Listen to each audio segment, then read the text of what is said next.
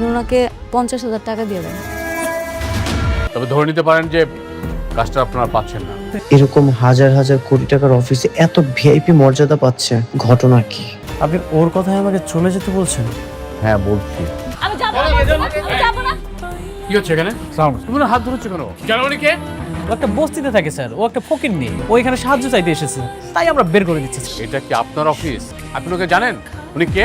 না না আমরা চিনি না স্যার। আর মানুষের সাথে কিভাবে ব্যবহার করতে হয় সেটাও আপনারা শেখেননি। আপনাদের কাজ দেবে কে? হ্যাঁ জান। তবে ধরে নিতে পারেন যে কাজটা আপনারা পাচ্ছেন না। এই এই মেয়েটার জন্য আপনারা এরকম রাগ করবেন, আমরা ভেরি সরি। সিকিউরিটি, ওনারা দুজনকে বের করে দিয়ে আসো। যান, স্যার স্যার যান এখানে। স্যার স্যার একটু শুনুন। ঠিক আছে ম্যাডাম, চলুন তাহলে।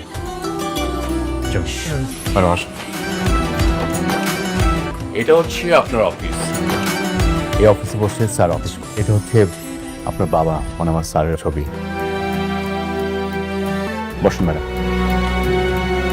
এটা হচ্ছে স্যারের চেয়ার। এই চেয়ারে বসে স্যার অফিস করতেন। ম্যাডাম, আজ থেকে আপনি অফিসের মালিক, আপনি সবকিছু দেখাশোনা করবেন ম্যাডাম। আমি তো অত বেশি লেখাপড়া করি নাই। সবকিছু আমি সামলাবো। আপনি শুধু কোম্পানির মালিক হিসেবে পেপারসে সাইন করবেন। কোন প্রজেক্টে কত লাভ হচ্ছে, লস হচ্ছে, সবকিছু আপনাকে বুঝিয়ে বলা হবে। আচ্ছা ঠিক আছে। এরা আপনাকে সার্বক্ষণিক সিকিউরিটি দেবে। আর আজকে আমাদের একটা মিটিং আছে। আমি তো আজকে প্রথম আইলাম, আজকে মিটিংটা আপনি সামলান। আর সবাই আপনার জন্য অপেক্ষা করছে না। ইয়া মানে এই জামা কাপড় পরে যদি মিটিং এ যাই তাহলে কি কোনো অসুবিধা হইব? না, কোনো সমস্যা নেই। একটু পরে একটা কোম্পানির মালিকের মেয়ে যাবে আমাদের সাথে মিটিং করতে আসবেন, মিস্টার অনিক। কি নাম বললেন? মিস্টার অনিক।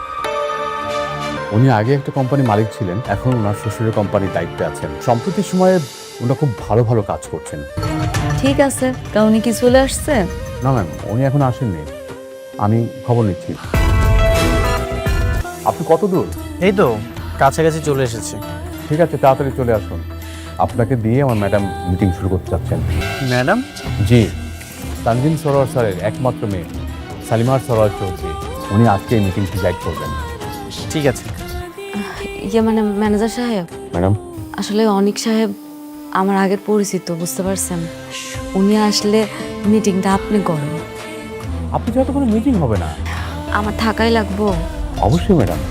তাইলে একটা কাজ করি, আমি আপনার পাশে আপনার কর্মচারী হিসেবে থাকি। আসেন। ঠিক আছে।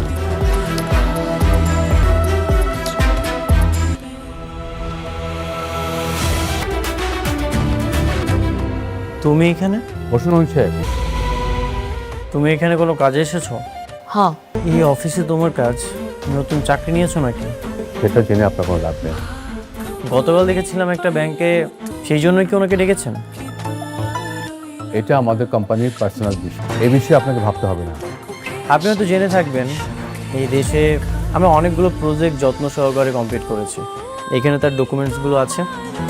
ওনার সামনে কি মিটিংটা কমপ্লিট করব? হ্যাঁ উনি কি খুব গুরুত্বপূর্ণ কেউ? হ্যাঁ, গুরুত্বপূর্ণ কেউ। আপনি আবারও আমাদের কোম্পানির পার্সোনাল বিষয়ে কথা বলছেন। আপনি মিটিং শুরু করুন।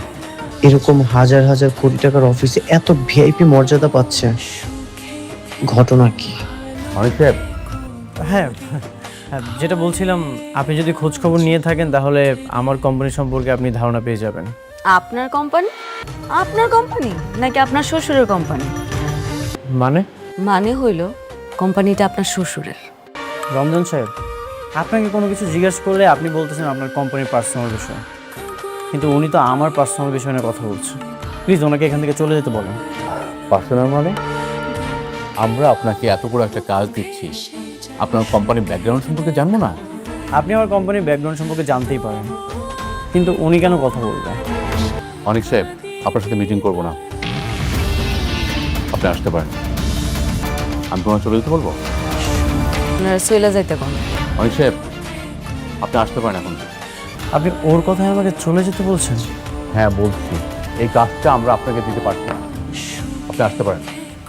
এই অফিসে ওর এত দাপট, ওর একটা কথায় কোটি টাকার প্রজেক্ট চলে গেল। আচ্ছা এই করেন, আপনি একটা ফেস ওয়াশ দেখান তো।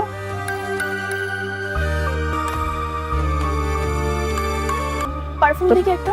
দেখি তো পারফিউম দেখি তো একটু।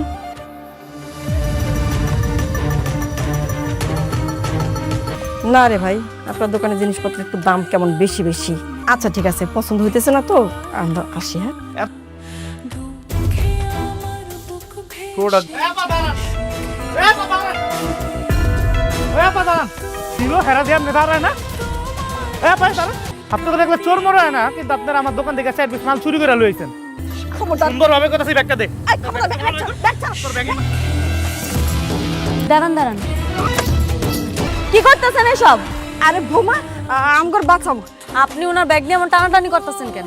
ব্যাগের ভিতরে দেখেন আমার দামি দামি ফেস পাউডার গুলো দোকান থেকে চুরি করে লইছে। আমরা না জেনে ভুল করে ফেলছি, আর কোনোদিন করব না। কত টাকা মাল চুরি করছে আপনার? 10,000 টাকার মাল চুরি করছে। আঙ্কেল, জি ম্যাডাম।